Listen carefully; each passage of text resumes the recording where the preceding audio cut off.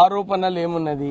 40 లక్షల టన్నులు మాయమైందని చెప్తున్నారు. 40 లక్షల టన్నులు ఎట్లా మాయమవుతుంది? మీరు ఆలోచించుకోవాలి. నేను నిన్న స్టడీ చేసినాను. 4 సంవత్సరాలలో టీఆర్ఎస్ పార్టీ అధికారంలో ఉన్నప్పుడు ఏదైతే ప్రాఫిట్ వచ్చిందో సింగరేణి సంస్థకు 7,500 కోట్ల ప్రాఫిటే వచ్చింది. ఎన్ని సంవత్సరాలలో?